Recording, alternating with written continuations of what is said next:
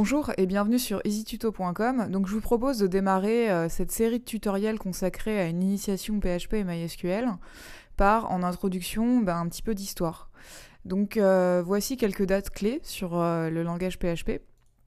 Donc le PHP a été inventé en 1994 par un Danois nommé Rasmus Lerdorf. Il a d'abord créé ce langage pour avoir des statistiques de consultation de son CV. Alors en 1995, il a décidé de publier son code pour le grand public. À l'époque, le PHP s'appelait PHP/FI pour Personal Homepage Tools Form Interpreter.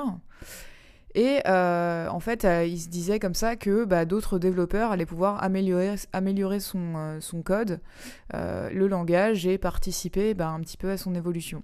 Donc on peut dire que c'est un peu le précurseur de l'open source. En 1997, deux étudiants israéliens, Andy Gutmans et Zev Zoraski, redéveloppent le cœur de PHP. Donc PHP 3 est né et devient PHP pour Hypertext Preprocessor. Enfin, ils ont réécrit le code du moteur de PHP et lancent par la même occasion Zend Engine. Zend, c'est la contraction de leurs deux noms, donc Zev et Andy. Ce nouveau moteur servira de base à PHP 4 et PHP restera open source, même si en fait ils ont créé une société de développement du langage appelée Zend. Alors en 2004, ils ont sorti PHP 5 basé sur le moteur Zend Engine 2.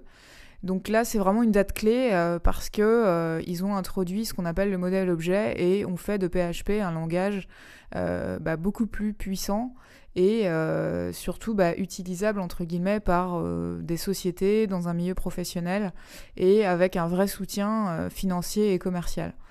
Donc PHP est devenu beaucoup plus puissant parce que il est à la fois open source, donc il y a une très grande communauté, et à la fois soutenu par une société commerciale. En 2007, ils abandonnent la maintenance de la version 4.4. Donc l'idée, c'est de forcer les développeurs à adopter PHP 5. En 2010, ils abandonnent la maintenance de la version 5.2 et 5.3 est devenu recommandé. Donc beaucoup de failles de sécurité corrigées et surtout l'introduction de nouvelles bibliothèques et de nouvelles fonctionnalités beaucoup plus performantes. Donc l'idée, c'est toujours de pousser la communauté à évoluer avec le langage. À l'heure actuelle, PHP 5.6 est toujours en cours de développement et PHP aujourd'hui est devenu vraiment un des langages principaux pour le développement web. Je crois même que c'est le plus utilisé.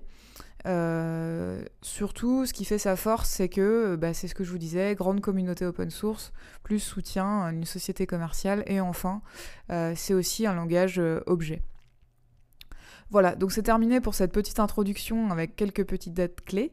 Je vous dis à bientôt dans la suite des tutoriels consacrés donc à l'initiation PHP MySQL. Merci.